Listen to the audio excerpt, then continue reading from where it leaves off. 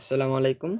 আজকে আপনাদের সামনে দেখাবো জগন্নাথ বিশ্ববিদ্যালয়ে কীভাবে চূড়ান্ত ভর্তি অনলাইন করবেন সেটার জন্য প্রথমে গুগলে যাবেন। যেয়ে গুগলে সার্চ বারে লিখবেন students.erp.jnu। এটা লেখার পর একটা ওয়েবসাইট আসবে।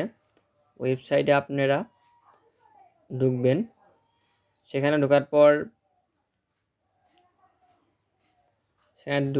দেখবেন যে আপনাদের সামনে একটা ইন্টারফেস শো করতেছে। সেখানে হচ্ছে স্টুডেন্টস আইডি অথবা applicant ID, GST applicant ID. আপনার জিএসটি অ্যাপ্লিকেন্ট আইডিটা দিবেন, দেওয়ার পরে 7 ডিজিট যেটা ওটা দিবেন, আর এইচএসসি রোল নং দিবেন। এইচএসসি রোল নংয়ে এবার আপনি এসএসসি রোল নং দেওয়ার পর তারপর আমাদের এই শেয়ার কোড দেওয়া লাগবে। এখানে সিকিউরিটি কোড হিসেবে যোগ করে আপনি যা হয় তা দিবেন।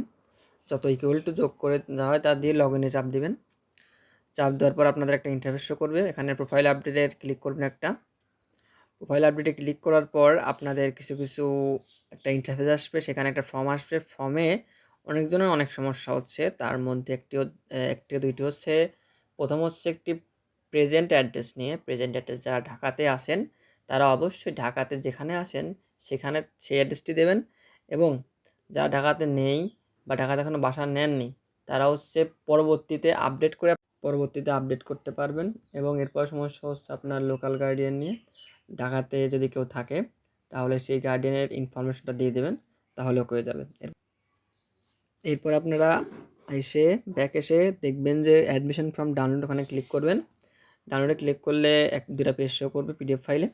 এই দুটা পেজের মধ্যে প্রথম পেজের অধিকাংশটাই পূরণ করবে হচ্ছে ডিন অফিস ডিপার্টমেন্ট থেকে, এবং দ্বিতীয় পেজটা আপনাদের নিজে প্রিন্ট করে, দুইটাই প্রিন্ট করতে হবে। তার মধ্যে দ্বিতীয়টা আপনাকে অধিকাংশ পূরণ করতে হবে, এবং পেমেন্ট হিসেবে দেখতে হবে আপনাদের এখনও পেমেন্ট করেন না, সেখানে পেমেন্ট হিসেবে দেখা আসছে 0 এবং আপনাদের পেমেন্ট করতে হবে।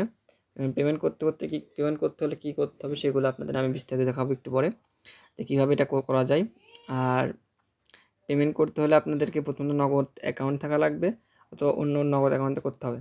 আপনারা ব্যাকে এসে দেখতে হবে যে নগদ কীভাবে করা যায়। সে কারণে আমি আবার লগ ইন করে নেব।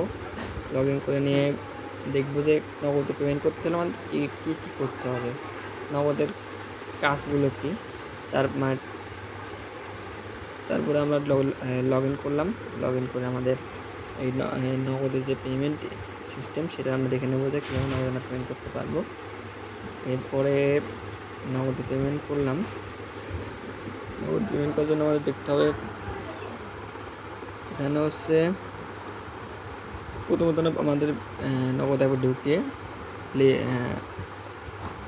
বিল পে বাটনে ক্লিক করতে হবে।